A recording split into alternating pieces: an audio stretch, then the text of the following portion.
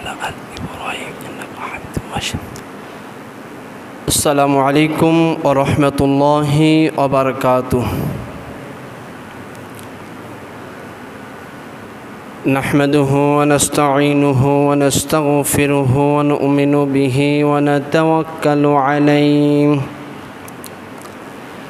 ونعوذ بالله من شرور أنفسنا ومن سيئات أعمالنا. من يهده الله فلا مضل له ومن يضلل فلا هادي له. ونشهد أن لا إله إلا الله وحده لا شريك له. ونشهد أن سيدنا وسندنا وحبيبنا ومولانا محمدا عبده ورسوله. فقد قال الله تعالى في كلامه المجيد وفرقانه الحميد. জবান খুলে আমার সাথে সকলেই পড়ুন, আউযু বিল্লাহি মিনাশ শাইতানির রাজিম। বিসমিল্লাহির রাহমানির রাহিম।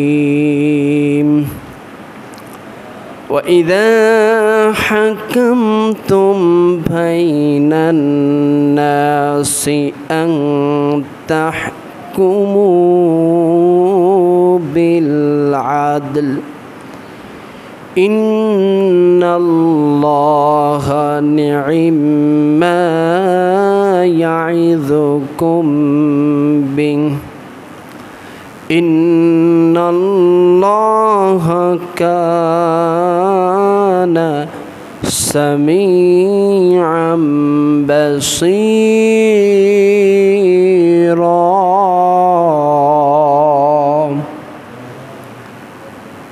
إن الله وملائكته يصلون على النبي يا أيها الذين آمنوا صلوا عليه وسلموا تسليما. اللهم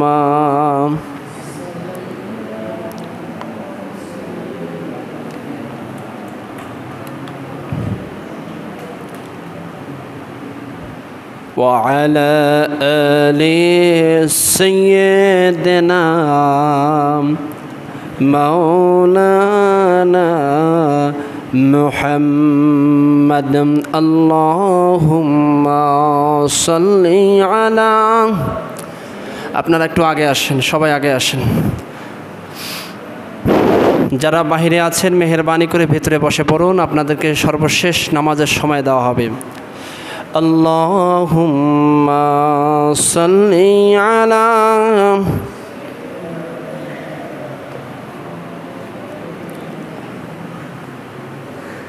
وعلى آل سيدنا.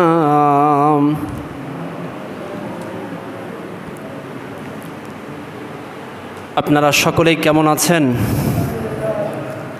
যে মহান আল্লাহ সুবহানাহু ওয়া তাআলা আমাকে আপনাকে সুস্থ রাখলেন, সাইয়্যিদুল আইয়াম সাপ্তাহিক একটি শ্রেষ্ঠ দিনে, শ্রেষ্ঠ সময়ে, পৃথিবীর সর্বোৎকৃষ্ট জায়গা বাইতুল্লাহ অর্থাৎ আল্লাহর ঘর মসজিদে আসার যিনি তৌফিক দান করলেন, সেই মহান আল্লাহ পাক রব্বুল আলামিনের দরবারে শুকরিয়া চিত্তে কালিমাতুশ শুকর আদায় করছি। সকলেই জবান ছেড়ে পড়ছি আলহামদুলিল্লাহ।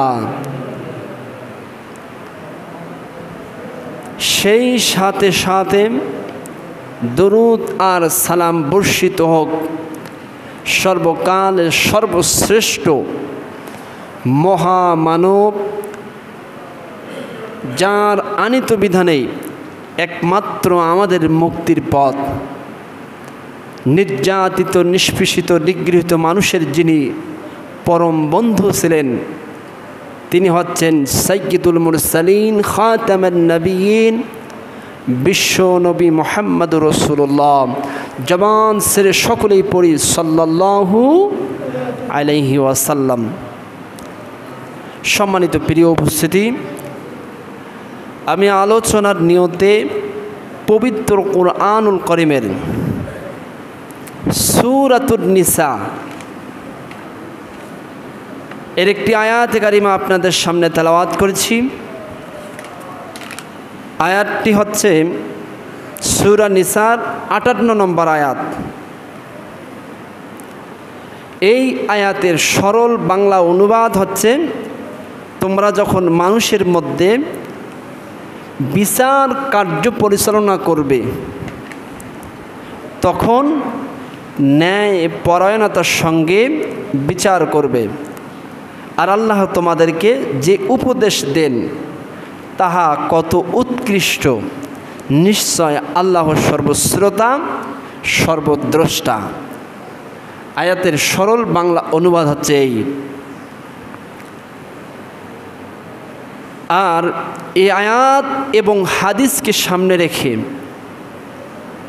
আজকের আলোচনার আলোচ্য বিষয় হচ্ছে 7 শ্রেণীর মানুষ কিয়ামতের দিন আল্লাহর আরশের নিচে ছায়া লাভ করবে। সুবহানাল্লাহ, জোরে বলেন।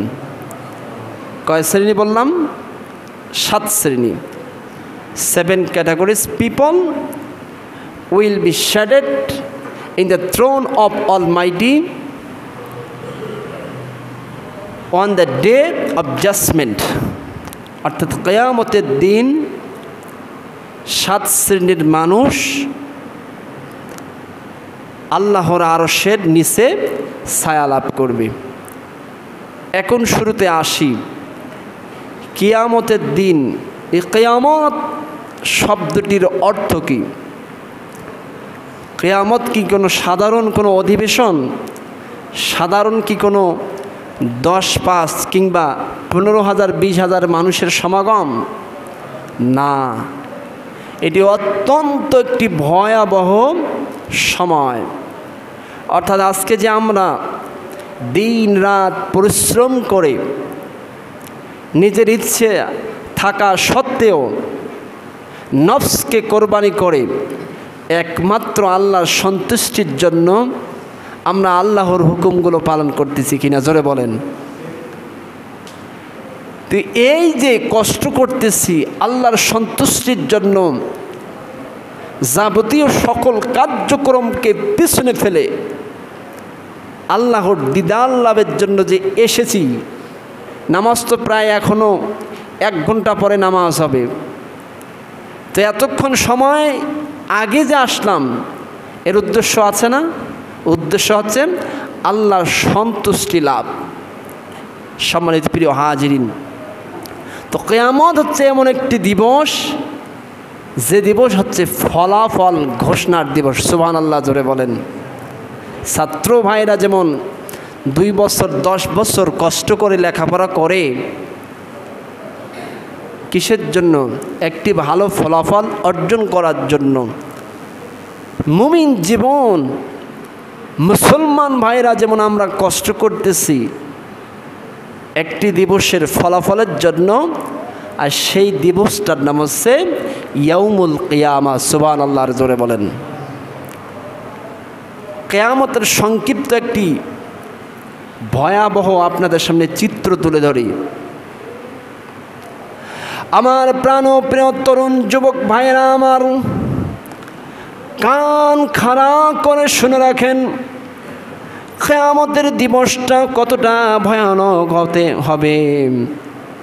কিয়ামতের দিবসটা কতটা ভয়ানক হবে, কতটা মারাত্মক হয়ে যাবে। আল্লাহ নবী বিশ্ব নবী বলেন, 9,30,00,000 মাইল দূরে আমাদের বর্তমান কিন্তু সূর্যের অবস্থান, অর্থাৎ দুনিয়া থেকে 9,30,00,000 মাইল দূরে সূর্য। এই সূর্য যদি আমাদের তাপ দেওয়া শুরু করে, এই তাপ দেহের আমরা যন্ত্রণা সহ্য করতে পারি না। জবান খুলে বলেন ঠিক না ঠিক? এই মাত্র 4-5 দিন আগে আমরা সবাই হাঁসফাঁস হয়ে গেছিলাম, জীবনটা খুব বিপন্ন হয়ে গেছিল। রাতের বেলা ঘুমাইতে পারি না, দিনের বেলা কৃষি খামারে কাম করতে পারি না। কারণ হচ্ছে 38 ডিগ্রি সেলসিয়াস কিংবা 29-40 সেলসিয়াস তাপমাত্রার কারণে আমরা স্বাভাবিক কার্যক্রমগুলো চলাচল করতে পারতাম না। জবান খুলে বলেন ঠিক না বেঠিক? এত দূরে অবস্থান থাকার পরে আমরা কাজ করতে পারি না। কিন্তু আল্লাহ নবী বলেন, কিয়ামত দিবসে মাত্র শহদ কিংবা কোনো কিতাবের বর্ণনা এসেছে, একটা করে দূরে সেই সূর্যের অবস্থান হয়ে যাবে। আল্লাহু আকবার বলেন। আমার ভাইরা আমার লক্ষ্য করুন, সেই কঠিন বিভীষিকাময় সময়ে পাপী তাপীরা দুনিয়ার জীবনে যারা নিজের খেয়াল খুশি মতো জীবন আমরা পরিচালনা করেছিলাম, আল্লাহর হুকুমকে অমান্য করেছিলাম, মানুষের ওপর জুলুম করেছিলাম, মানুষকে অন্যায়ভাবে কষ্ট দিয়েছিলাম, সেই সমস্ত সেই শ্রেণীর মানুষেরা কিয়ামত দিবসে মাত্র শহদ কিংবা একটা করে দূরে সূর্যের অবস্থান হওয়ার কারণে মানুষগুলো মোমের মতো গলে গলে নেমে সেই কিয়ামত দিবসে শেষ হয়ে যাবে। আল্লাহু আকবার বলেন। মানুষের মাথার মগজগুলো তাপ দাহের কারণে, সূর্যের তাপের কারণে টকবক করে জ্বলতে থাকবে। আল্লাহু আকবার বলেন। এটা আমি বলি বুঝাতে পারবো না, সহজ কথায় বলি। আমাদের মা বোনেরা যখন ভাত রান্না করে, ভাত রান্না করার এক পর্যায়ে আমরা দেখতে পেয়েছি এরকম যে যখন প্রচণ্ড গরম হয়ে যায়, পানিগুলো চাউলগুলো যখন ভিতরে থাকে, বলেন দেখি এই যে চাউলগুলো টকবক করে না, পানিটা টকবক করে না? তাফসীরে বর্ণনা এসেছে, মুহাদ্দিসিনে কেরাম বলেছেন, কিয়ামত দিবসে পাপী তাপী মানুষের মগজগুলো ঠিক এই রকম টকবক করতে থাকবে। আল্লাহু আকবার, আরো জোরে বলেন। আমার ভাইরা আমার লক্ষ্য করুন, মানুষের শরীর থেকে ঘাম ঝরতে থাকবে। কোন কিতাবের বর্ণনা এসেছে ঘাম ঝরতে ঝরতে হাঁটু পর্যন্ত যাবে। আবার কোনো কিতাবের বর্ণনা এসেছে ঘামে তার শরীরটা শেষ হয়ে যাবে, মানুষগুলো পিপাসিত হয়ে যাবে। সেই কঠিন বিভীষিকাময় সময় আজকে দুনিয়ার জীবনের মতো কোনো টিউবওয়েল থাকবে না, কোনো নল থাকবে না, কোনো নালা থাকবে না, নদী নালা মহাসমুদ্র কোনো কিছুই থাকবে না। থাকবে শুধু একটা, আর সেটি হচ্ছে হাউজে কাউসারের পানি। আল্লাহু আকবার বলেন। আমার ভাইরা আমার লক্ষ্য করুন, পাপী তাপী মানুষের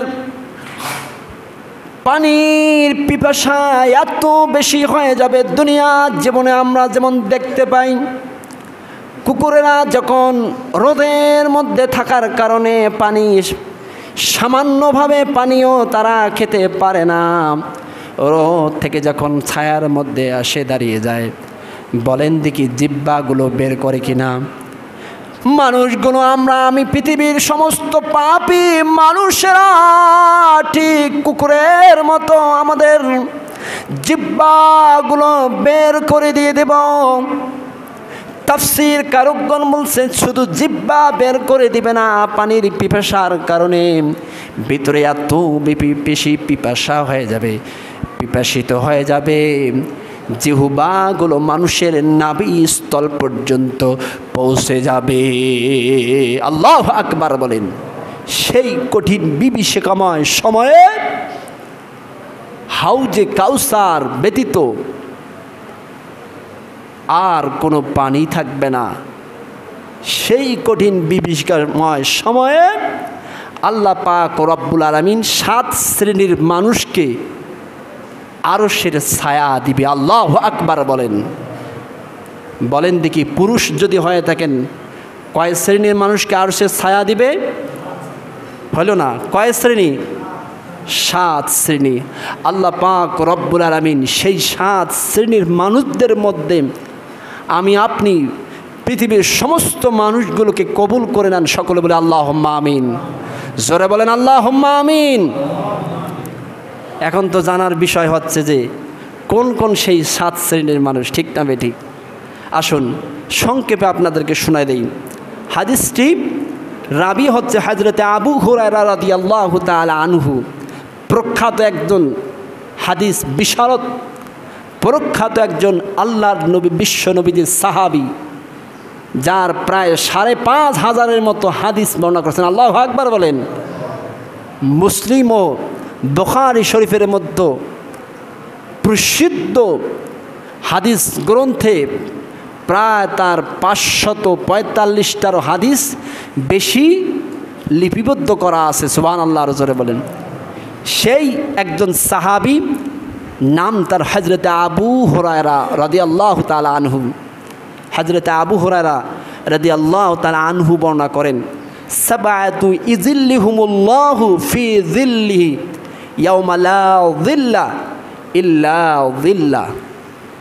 অর্থাৎ কিয়ামত দিবসে 7 শ্রেণীর মানুষকে আল্লাহ পাক রব্বুল আলামিন আরশে ছায়া দান করবেন। সুবহানাল্লাহ, জোরে বলেন। নাম্বার 1, আল ইমামুল আদিল, অর্থাৎ ন্যায় পরায়ণ বাদশাহ কিংবা শাসক। কি বললাম বলেন দেখি?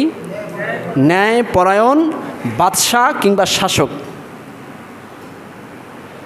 2 নম্বর হচ্ছে ওয়াশাবু নাশা ফি ইবাদাতিল্লাহ, ওই সমস্ত যুবক যে যুবক বয়সে আল্লাহ তাআলার ইবাদত করে। আল্লাহু আকবার বলেন।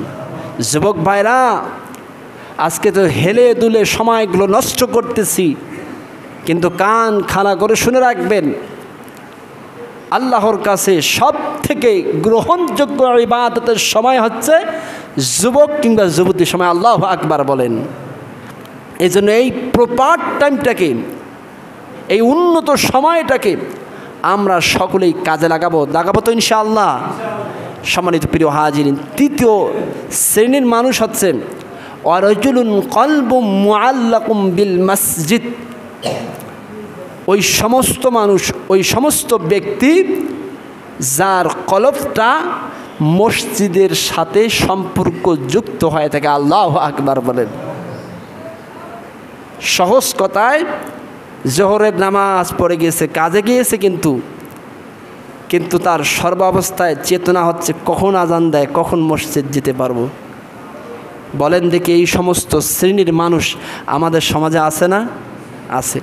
এই সমস্ত মানুষকে আল্লাহ তাআলা আরশের ছায়া দিবেন। সুবহানাল্লাহ, জোরে বলেন। কয় নাম্বার গেল বলেন দেখি? 3 নম্বর গেল। 4th নম্বর হচ্ছে ওয়ারাজুলানি তাওয়াক্কা ফিল্লাহি ইজতামা আলাইহি ওয়া তাফাওয়াকা আলাইহি, অর্থাৎ ওই সমস্ত মানুষ যে 2 ব্যক্তি যারা পরস্পরকে ভালোবাসে, পরস্পর মিলিত হয় একমাত্র আল্লাহর সন্তুষ্টির জন্য, আল্লাহর ভালোবাসার জন্য। অর্থাৎ আমি আপনাকে ভালোবাসতেছি আল্লাহর ভালোবাসার জন্য, আপনিও আমাকে ভালোবাসতেছেন, একসাথে যুক্ত হয়ে গেছি আল্লাহর ভালোবাসার জন্য। এই সমস্ত মানুষরা আরশের ছায়া পাবে। কয় নম্বর গেল? 4 নম্বর গেছে। 5ম নম্বর হচ্ছে সেই ব্যক্তি যে একাকী অবস্থায় আল্লাহকে স্মরণ করে, আল্লাহকে ভয় করে, জান্নাত জাহান্নামের কথা কিংবা স্মরণ করে আল্লাহর কাছে নিভৃতে কান্না করে, রোনাজারি করে, কান্না অর্থাৎ অন্তর থেকে কান্নার ঝড় তোলে, সেই সমস্ত মানুষগুলো কিয়ামতের দিন আল্লাহর আরশে ছায়া লাভ করবে। এখন বুকে হাত দিয়ে বলেন, কে কখন কোনো অবস্থায়, গুনার তো শেষ নাই, কখনো কি কোনো অবস্থায় গুনার কথা স্মরণ করে আল্লাহর দরবারে নিভৃতে রাতের আধারে উঠে আল্লাহর কাছে প্রার্থনা করেছি, দোয়া করেছি? করি না। দুনিয়া নিয়ে তো আমরা ব্যস্ত হয়ে যাই, ঠিক না বেঠিক? আরো জোরে বলেন। এই জন্য আমাদেরকে রাতের আধারে নিভৃতে নিজের গুনাহের কথা স্মরণ করে আল্লাহর কাছে রোনাজারি করা দরকার আছে না নাই? আল্লাহ পাক রব্বুল আলামিন আমাদেরকে তৌফিক দান করুন, সকলে বলে আল্লাহুম্মা আমিন।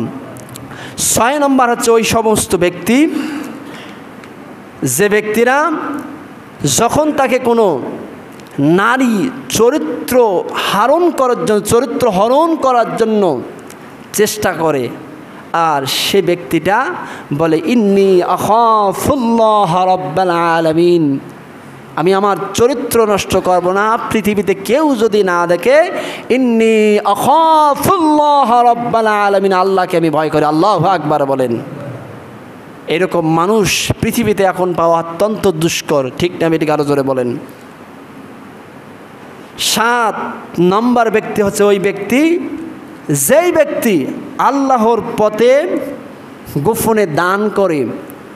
আর এই গোপনে দান করার অর্থ হচ্ছে ডান হাত দিয়ে দিল কিন্তু বাম হাতেও জানে না। এই সমস্ত ব্যক্তিরা আল্লাহর আরশের ছায়া লাভ করবে। সুবহানাল্লাহর জোরে বলেন। বলেন দেখি, কয় শ্রেণীর মানুষ ছায়া পাবে? জোরে বলেন, কয় শ্রেণীর? 7 শ্রেণীর মানুষ পাবে আমার প্রিয় ভাইরা আমার। তার মধ্যে 1 নম্বর ছিল আল ইমামুল আদিল। সংক্ষিপ্ত আকারে ব্যাখ্যা দিচ্ছি, কিন্তু 7 শ্রেণী বললাম, এখন 1 নম্বর করে একটা করে পয়েন্ট বলবো। 1 নম্বর হচ্ছে আল ইমামুল আদিল, অর্থাৎ ন্যায় পরায়ণ নেতা।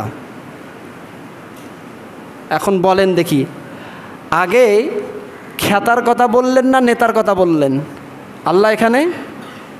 অর্থাৎ আমরা যারা নেতাকে অনুসরণ করি, আমাদেরকে আগে জান্নাতের ওই যে আরশের ছায়া দিবে না নেতাকে দিবে? আল্লাহ দিবে আমাদেরকে, অবশ্যই নেতাকে দিবে। 1 নম্বর কোন ব্যক্তি কাকে দিবে? নেতাকে দিবে। সহজ কথায় বলতে গেলে, গাড়ির ড্রাইভার যদি ভালো হয় তাহলে ওই গাড়িটা জায়গা মতো পৌঁছার সম্ভাবনা থাকে। কিন্তু গাড়ির ড্রাইভার যদি অদক্ষ হয়, গাড়ির ড্রাইভার যদি চোর হয়, বাটপার হয়, লুটতারাজ হয়, সন্ত্রাসী হয়, তাহলে বলেন দেখি ওই গাড়ির ড্রাইভার সম্ভাব্য জায়গায় ফেলে দিবে না খাদের মধ্যে ফেলে দিবে? তো সহজ কথায় বলতে গেলে, নেতা যদি ভালো হয়, নেতা যদি দুর্নীতিমুক্ত নেতা হয়ে যায়, আল্লাহওয়ালা নেতা হয়ে যায়, অবশ্যই ওই নেতার সঙ্গে আমরাও জান্নাতে যাব। জবান খুলে বলেন, ঠিক না ঠিক? তাহলে বলেন দেখি, আগে নেতা ভালো নির্বাচন করতে হবে না আমাদেরকে ভালো হতে হবে? কথাগুলো বলেন। নেতাকে আগে নির্বাচন করতে হবে। আর কোন নেতা? যে নেতা ন্যায় ইনসাফ ভিত্তিক সমাজ প্রতিষ্ঠা কায়েম করার জন্য জীবনে ওতপ্রোতভাবে জড়িত থাকবে, সেই সমস্ত নেতাকে নির্বাচন করতে হবে। কিন্তু বড় দুঃখের বিষয়, আমরা গাড়ির ড্রাইভার ভালো না রেখে আমরা প্যাসেঞ্জার হয়ে জায়গা মতো যেতে চাই। বলেন দেখি, এটা সম্ভব? জোরে কথাগুলো বলেন, এটা সম্ভব? অসম্ভব। আল্লাহ আগে বলছে নেতাকে জান্নাত দিবে, নেতাকে আরশের ছায়া দিবে। তো কোন নেতা? যে নেতা কোটি কোটি টাকা মানুষের সম্পদ লুট করে দেশ থেকে বিদেশে পাচার করে, ওই সমস্ত নেতা না, ওই সমস্ত নেতা না। যে সমস্ত নেতা আল্লাহর জমিনে আল্লাহর দ্বীন বাস্তবায়ন করবে, ন্যায় ইনসাফ ভিত্তিক সমাজ প্রতিষ্ঠা করার জন্য জীবনে ওতপ্রোতভাবে জড়িত থাকবে, সেই সমস্ত নেতাকে আল্লাহ জান্নাত দিবে, আরশের ছায়া দিবে, সাথে সাথে খেতারাও জান্নাতে যাবে। আল্লাহু আকবার বলেন। আল্লাহ পাক রব্বুল আলামিন আমাদেরকে বুঝার তৌফিক দান করে, সকলে বলে আল্লাহুম্মা আমিন। জোরে বলেন আল্লাহুম্মা আমিন। অর্থাৎ সমাজে বাঁচানোর জন্য আগে আমাদেরকে কি লাগবে? সমাজ বাঁচানোর জন্য আগে নৈতিক চরিত্রবান নেতা নির্বাচন করতে হবে। আর চোর চামার বাটপাট দুর্নীতিবাজ যদি সমাজের নেতা হয়ে যায়, ওই সমাজে সংস্কৃতি, ওই দেশ জাতি এলাকা নষ্ট হয়ে যাবে। জবান খুলে বলেন ঠিক না বেঠিক? আমার প্রিয় ভাইরা আমার, সমাজ তখন নষ্ট হয়ে যায় যখন ওই সমাজের মধ্যে চোর বাটপার দুর্নীতিবাজ নেতা দিয়ে সমাজে পরিপূর্ণ হয়ে যায়, তখনই ওই সমাজের মধ্যে বিশৃঙ্খলা প্রতিষ্ঠা লাভ করে। বলেন দেখি, বাংলার জমিনে আমরা যেমন এখন আছি, আমাদের সমাজে কি ন্যায় ইনসাফ ভিত্তিক সমাজ প্রতিষ্ঠা আছে? তাহলে ন্যায় ইনসাফ ভিত্তিক সমাজ প্রতিষ্ঠা হতে হলে অবশ্যই আমাদেরকে আগামীতে অবশ্যই আল্লাহর আইন যে নেতা চাই, সেই নেতার আমরা পিছনে যাব তো ইনশাআল্লাহ? জোরে যাব তো ইনশাআল্লাহ? ইনশাআল্লাহ। আমার ভাইরা আমার, এজন্য আরশের ছায়া পাবে ওই সমস্ত নেতা, যেই নেতা আল্লাহর আইন বাস্তবায়ন করতে চায়। আর আল্লাহর আইন বাস্তবায়ন হলে অবশ্যই সমাজের ন্যায় ইনসাফ ভিত্তিক সমাজ প্রতিষ্ঠা হবে। কারণ আল্লাহ পাক রব্বুল আলামিন কোরআনুল কারীমে সূরাতুন নিসা 58 নম্বর আয়াতে বলছেন, আল্লাহ পাক বলছেন, ইন্নাল্লাহা নি'মা ইয়া'iযুকুম বিহি ইন্নাল্লাহা কানা সামিআম বাসীরা।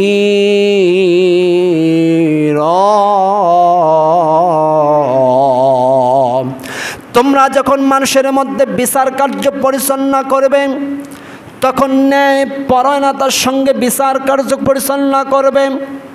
এটা কার আদেশ? জোরে বলেন, আল্লাহর আদেশ। সমাজ যদি ন্যায় ইনসাফ ভিত্তিক নেতা নির্বাচন করতে না পারি, কখনো এই নেতারা আল্লাহর আইনে সমাজ প্রতিষ্ঠা করবে না। এরা আইন প্রতিষ্ঠা করবে লেলিহান, এরা আইন প্রতিষ্ঠা করবে কালমার্স, এরা আইন প্রতিষ্ঠা করবে সেই হিন্দু বৌদ্ধ খ্রিস্টানদের। জবান খুলে বলেন ঠিক না বেঠিক? সমাজের মধ্যে যদি ন্যায় ইনসাফ ভিত্তিক সমাজ প্রতিষ্ঠা করতে চাই, অবশ্যই আমাদেরকে সেই সমস্ত নেতাকে নির্বাচন করতে হবে। সেই সমস্ত নেতা যদি নির্বাচন করতে যাই, আমার আপনার প্রিয় নবী বিশ্ব নবী কীভাবে সমাজের মধ্যে ন্যায় ইনসাফ ভিত্তিক সমাজ প্রতিষ্ঠা পরিচালনা করছিলেন, ছোট্ট একটি দৃষ্টান্ত দিয়ে শেষ করব। আমার প্রিয় ভাইয়েরা আমার, নবীজির যুগে কুরাইশ গোত্রে একজন, কোনো বর্ণনা এসেছে খাবজারা গোত্রে একজন, কিন্তু অধিকাংশ মুহাদ্দিসিনের মতে কুরাইশ বংশের একজন শীর্ষ একজন মহিলা চুরি করলো। চুরি করার পরে ধরা পড়ল। যখন নবীজির কাছে নিয়ে গেল, আল্লাহর নবী বিশ্ব নবীজির কাছে যখন নিয়ে গেল, সাহাবায়ে কেরামরা সালমান ফারসি রাদিয়াল্লাহু তাআলা আনহুম, হযরতে আবু বকর, হযরতে আলী, উসমান, বিশিষ্ট সাহাবীরা সকলেই বসে পড়ল। কারণ কোরআনুল কারীমের মধ্যে আল্লাহ তাআলা বলছেন, ওয়াস-সারিকু ওয়াস-সারিকু فاقطعوا أيديهما جزاء بما كسبا نكالا من الله والله عزيز حكيم।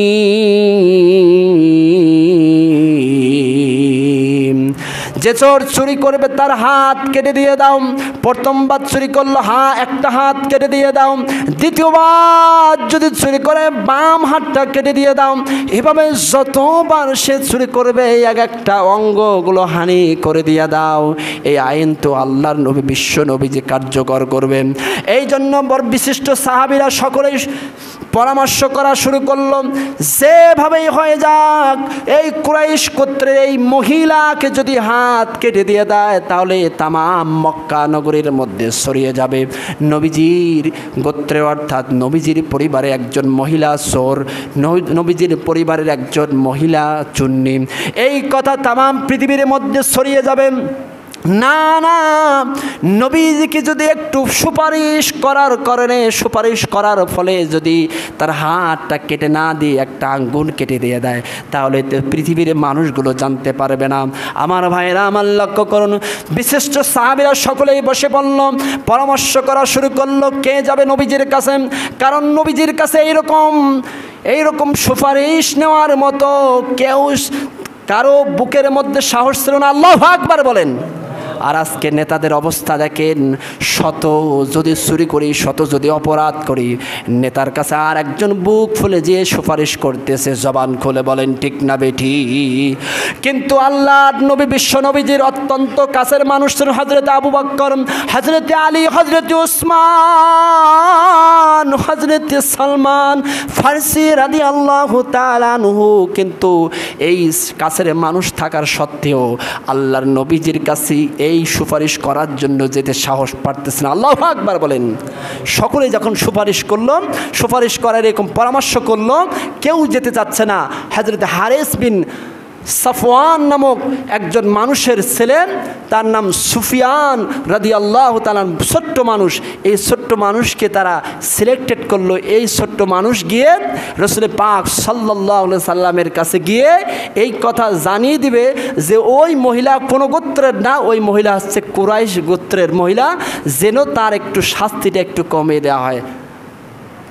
এই অপান নিয়ে হযরত সুফিয়ান রাদিয়াল্লাহু তাআলা আনহু, ছোট্ট সাহাবী, গিয়ে কোনো বর্ণনা এসেছে নানা কিংবা দাদা বলে রাসূল পাক সাল্লাল্লাহু আলাইহি সাল্লাম শোয়া অবস্থায় ছিলেন, পিঠের মধ্যে চললেন। কোনো বর্ণনা এসেছে পেটের মধ্যে চললেন, পেটের মধ্যে বসে কানটা ধরতেছে, কানের কাছে গিয়ে বলতেছে নানা কিংবা দাদা, এই যে মহিলা চোর ধরা পড়েছে, এটা তো আর কেউ না, এটা কুরাইশ বংশের মহিলা। অর্থাৎ বিচার করার সময় দেখে শুনে ভেবে চিন্তে বিচার করবেন।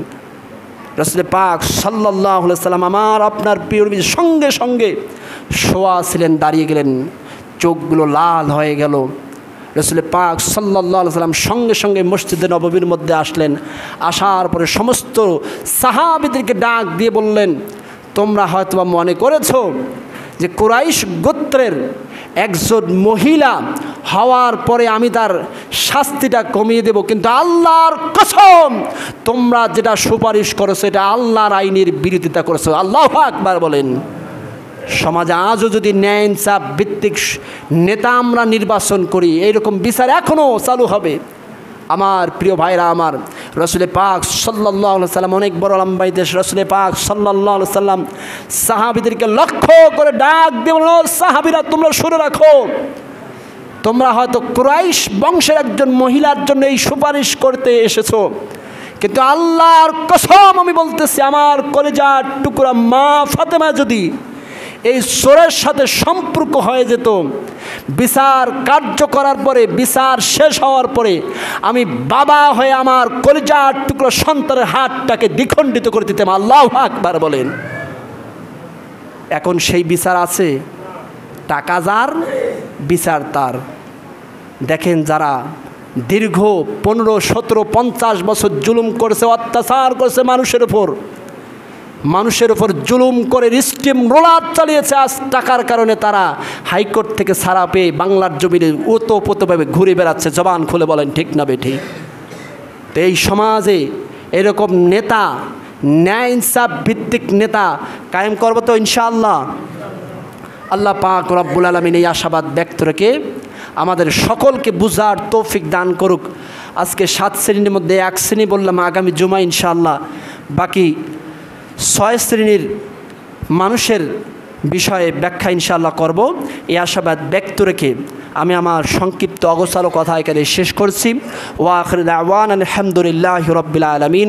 আসসালামু আলাইকুম ওয়া রাহমাতুল্লাহি ওয়া বারাকাতুহু। যারা সুন্নত আদায় করেননি 4 রাকাত সুন্নত আদায় করে নেন।